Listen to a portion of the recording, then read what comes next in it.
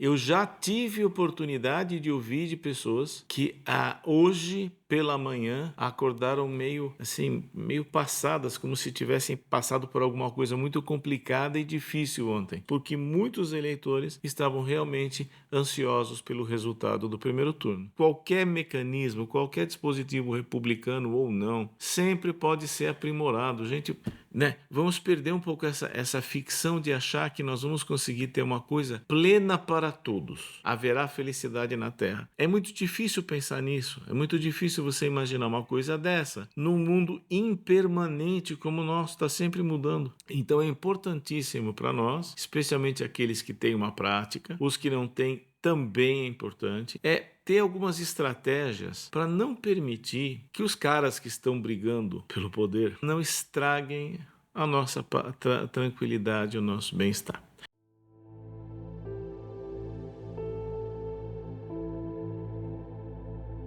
Olá, tudo bem? Muito obrigado aí pela sua presença.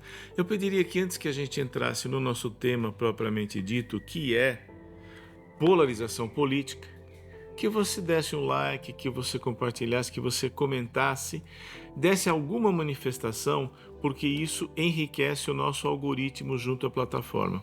A segunda coisa que eu iria também lembrá-los é que no decorrer do vídeo aparece uma chave Pix e aparece um QR Code, que são mecanismos pelos quais você pode contribuir tranquilamente, a quantia que lhe for possível, não se preocupe com esse tipo de coisa, alguma contribuição no sentido de fortalecer o nosso trabalho. Você fazendo isso, a gente agradece muito, tá?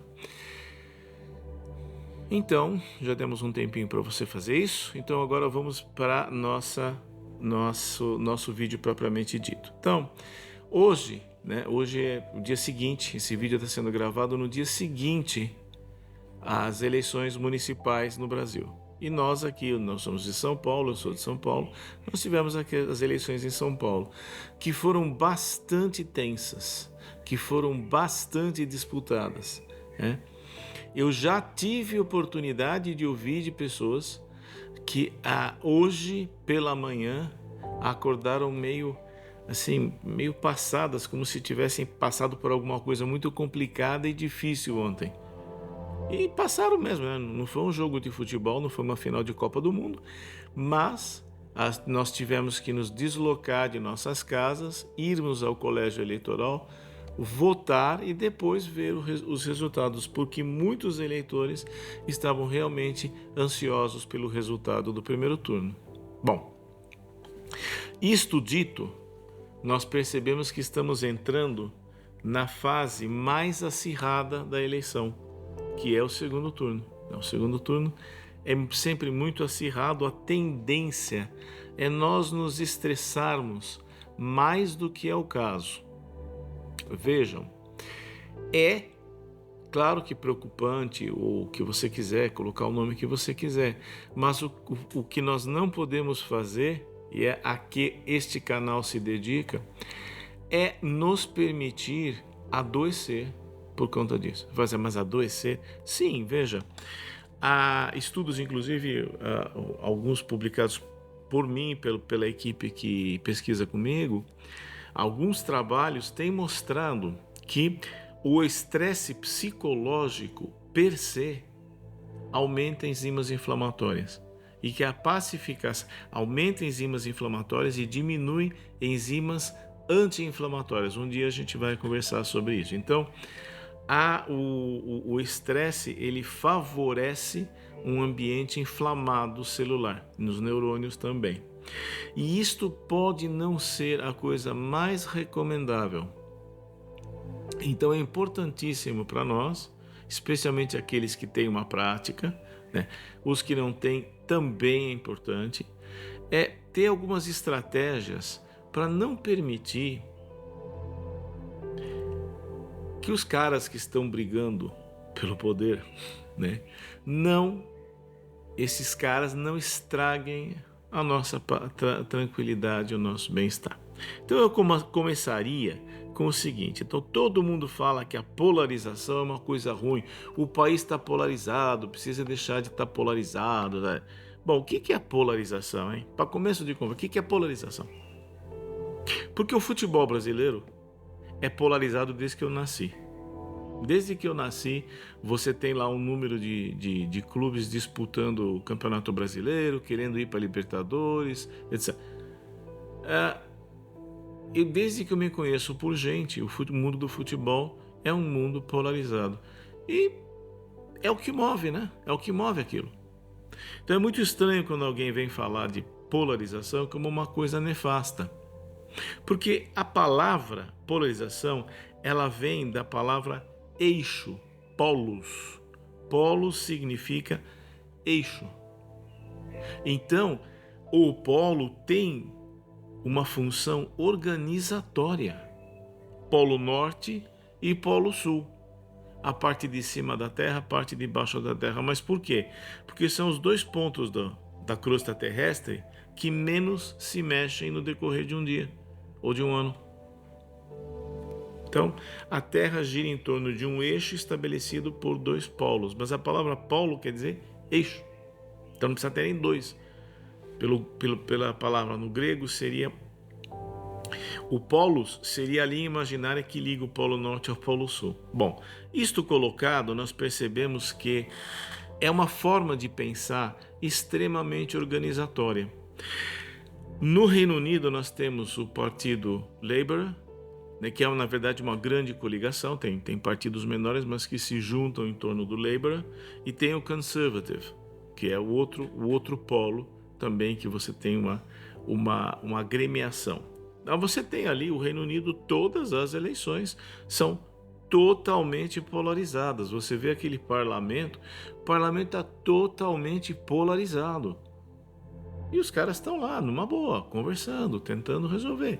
Vocês viram a confusão que foi o Brexit, né? Que foi como é que fica a saída ou não do Reino Unido da União Europeia.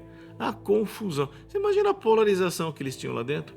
Que cada hora era uma coisa, né? Ninguém conseguia saber o que eles queriam. Por quê? Polarização extrema. Só que ninguém saiu se estapeando, né? Ninguém saiu se xingando, né? Nos Estados Unidos nós temos os democratas e os republicanos. Democrats, Republicans. É outra polarização talvez até mais passional do que o Labour e Conservative, né? Então você tem duas democracias antigas, consagradas. Tem defeito lá? É claro que tem defeito lá, sempre tem defeito. Qualquer mecanismo, qualquer dispositivo republicano ou não, sempre pode ser aprimorado. Gente, né? Vamos perder um pouco essa ficção de achar que nós vamos conseguir ter uma coisa plena para todos. Haverá felicidade na Terra. É muito difícil pensar nisso, é muito difícil você imaginar uma coisa dessa num mundo impermanente como o nosso, está sempre mudando. Bem, nós temos aí opostos da polarização, ou pelo menos são as coisas que as pessoas apresentam para a gente como opostos. A primeira delas é a tal da unificação. Unificação. Fala sério. Em que planeta, em que mundo unificação é produtiva? Não, vamos unificar. O quê? Pensar todo mundo igual? Para pensar todo mundo igual, você vai ter que impor o jeito certo de pensar. Porque sempre vai ter um chato que pensa diferente de você.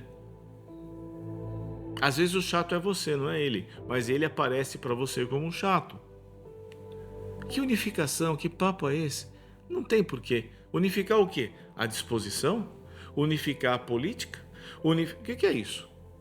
Então, é uma utopia com algo de profundamente tóxico para a civilização.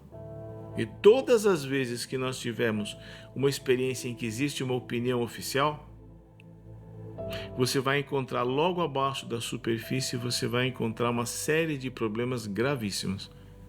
Então, é melhor a honestidade e, né, a contrafação, enfim, o enfrentamento recíproco das ideias divergentes. Então, unificação é um absurdo.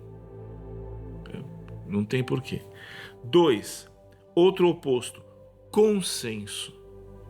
Gente, consenso é pedir para todo mundo renunciar à criatividade. Não tem consenso, não tem que ter consenso. Consenso é uma violência. E o pior, é uma violência contra todos os lados. Vamos dizer, você tem dois lados de uma disputa, o consenso é uma violência com ambos os lados. É um absurdo. Ter um consenso, né, que não tem nada a ver com um combinado.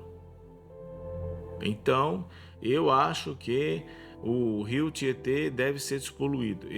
O outro acha que não, que isso não é prioridade agora. Tá, qual é o consenso? Não tem. Ou você limpa o Tietê, ou você deixa ele como está. As duas posições são defensáveis. As duas posições são totalmente defensáveis. Mas não tem consenso.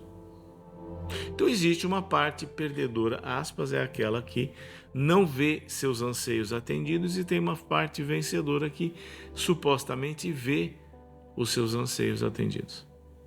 Mas não é possível amenizar a divergência. Ela existe, ela faz parte. E aí é que vem o ponto importante, que esta polarização, no entanto, ela não se constitui de insultos, agressões pessoais, agressões físicas. Nós vimos isso na campanha para a prefeitura aqui de São Paulo, nós vimos episódios de agressão física, episódios lamentáveis, episódio de provocação verbal também lamentáveis. Mas isto não tem nada a ver com polarização, isso tem a ver com educação, isso tem a ver com modos, e isso tem a ver com maturidade. Nada a ver com polarização. Não foi a polarização que protagonizou essas confusões, foi o destempero dos participantes ali. Eu estou esquecendo, não é debatedores, tem outro nome, mas enfim.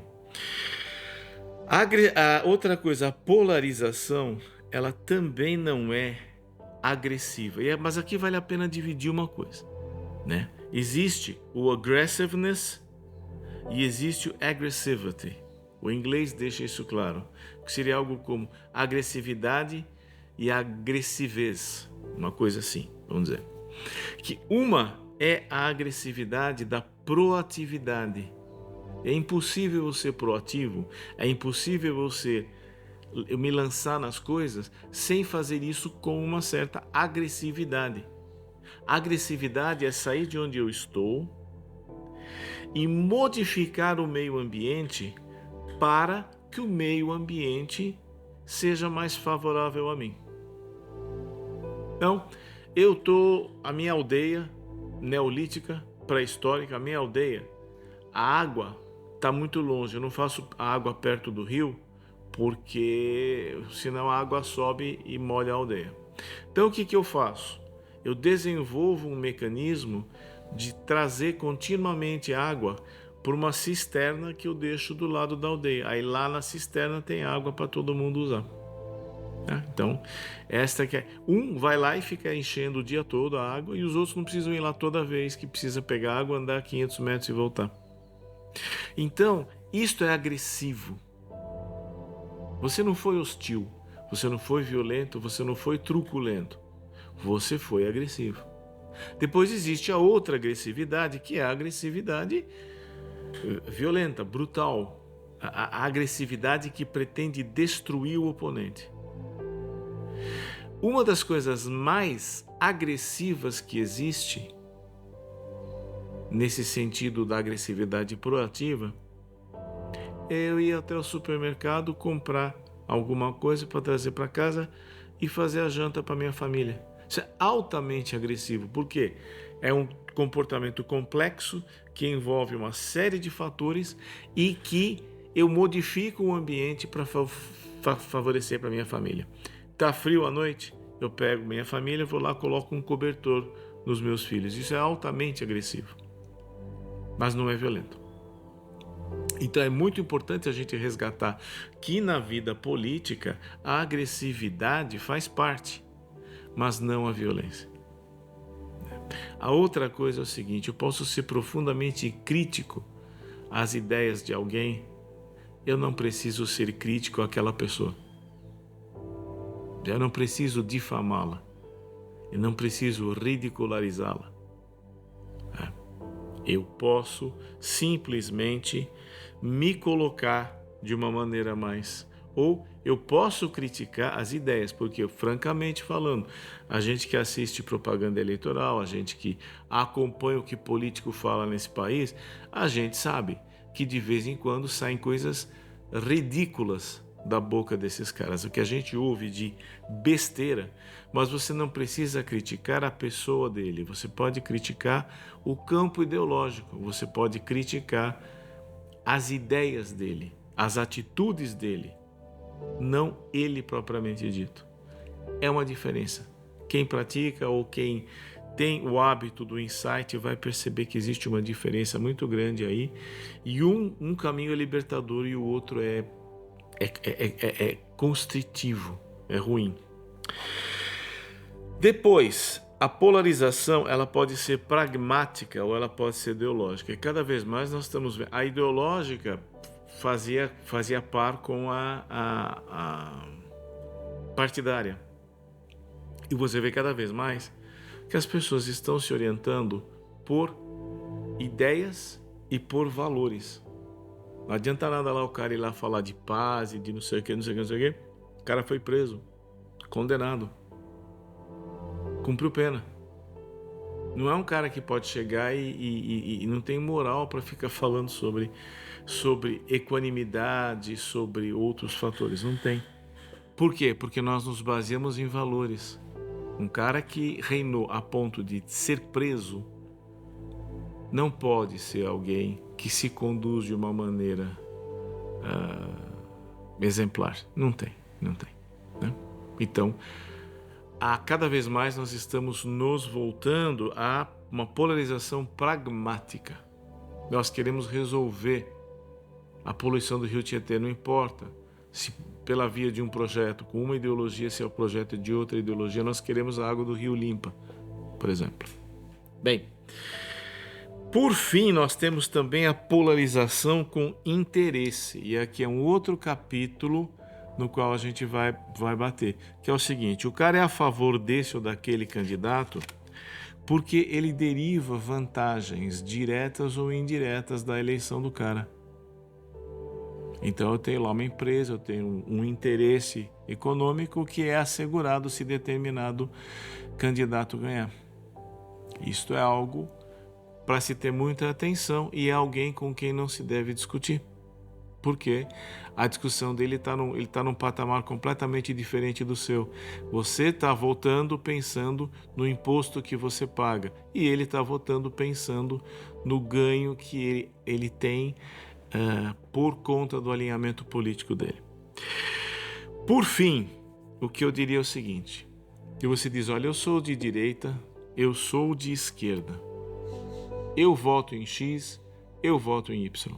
Vejam, se isto é assumido com convicção e com tranquilidade, não há por que ter briga. O máximo que pode acontecer é alguém querer convencer você do absurdo que você está cometendo de votar em X, ou você começar a tentar falar para a pessoa do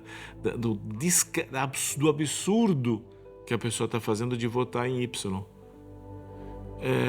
Mas para com o proselitismo, né? O proselitismo é o que mais inflama. Tem duas coisas: o proselitismo e a inimizade. É quando você vê a pessoa que pensa diferente de você vê como alguém que precisa ser catequizado. Não conhece história, não sabe das coisas, não tem uma visão tão ampla e bem estabelecida quanto a sua. Você tem a história na mão, você tem tudo, a história vai terminar, né? Você tem este cara e aí você tem aquele outro cara que é absolutamente sereno e pacificado com o que existe só precisa ser aprimorado, não precisa ser subvertido. Você tem todo tipo de pessoa debatendo. Então, o proselitismo, tentar convencer alguém para jogar nas suas fileiras, pode ser um erro, né? Como praticantes de mindfulness, como pessoas que buscam uma relação mais harmoniosa com a vida, é mais fácil ver um adversário político simplesmente como um adversário, como num jogo de futebol, um adversário que pensa por regras diferentes, mas nunca como um inimigo. Ninguém pode ser o seu inimigo porque tem uma opinião diferente da sua, por mais linda que a sua opinião possa parecer aos seus olhos. E às vezes uma pessoa que pensa diferente pode ter razão. A pessoa pode pensar como um todo de uma maneira que você não aprova, mas algo no que aquela pessoa fala cala fundo. Se você transforma uma pessoa em inimigo, tudo que ela faz fede, tudo que ela faz é feio. Se você a preserva na posição de outra pessoa, simplesmente, você ainda pode aprender dela. Então é isso que eu diria para vocês. A polarização, na verdade, promove pacificação. E a polarização é o apanágio da democracia. Onde houver democracia política, vai haver polarização, porque sempre vai haver gente que acha que é de outro jeito que faz. Claro, é para isso que tem voto, é para isso que tem toda essa organização. Por mais malversada que tenha se tornado a nossa estrutura partidária, ela ainda tem aquela finalidade, ela ainda mantém aquela finalidade original. Mesma coisa, eu tenho um presidente, um governador, um prefeito que usa do seu cargo para roubar, na acepção da palavra, né? Por pior que esse cara tenha sido, o lugar da presidência, do governo, esse lugar se mantém. O presidente é para isso, o governador é para aquilo, o prefeito é para aquilo. Não importa quão podres tenham sido as pessoas, tenham sido as atitudes das pessoas que ocuparam esses postos. Da mesma forma, toda a nossa organização republicana, tudo se preserva. Então é muito importante a gente ter os valores originais da fundação dessas instituições, né? O mindfulness, por fim, né, ao recuperar a atitude de equanimidade, ela liquida essa ideia de você ver o seu semelhante como um inimigo. Isto engendra toda sorte de reação de estresse e de fúria. Mesma coisa, ver seu candidato, sua candidata perder o segundo turno é ainda mais difícil do que no primeiro. Mas o nosso desafio é permitir que as coisas sejam. E olha, fica mais uma dica aqui, que é o seguinte: caso a eleição não te agrade, caso o resultado das eleições não te agradem, lembre de uma coisa: daqui 4 anos tem novas eleições. O seu candidato, sua candidata que perdeu, vai continuar operando politicamente. Vai continuar existindo. Tem candidatos que não conseguiram nada, mas são fortíssimos candidatos a outros cargos no futuro. Daqui 2 anos tem eleição de novo. Então, nada é para sempre. Se o candidato ganhou, ótimo. Nós não estamos entrando numa era de beatitude, não. Uma era de benesses infinitas, não. Se o candidato perdeu, não acabou o mundo. Daqui 4 anos o cenário muda e está mudando o tempo todo. Então, cuidado para não se estressar demais em cima de coisas efêmeras e passageiras. É isso que eu tinha para dizer. Muito obrigado, então, mais uma vez. E lembrem-se que, cultivando uma atitude mais serena, você escolhe politicamente melhor do que se você estiver muito inflamado com uma opção. É isso aí, muito obrigado. Até a próxima. Tchau.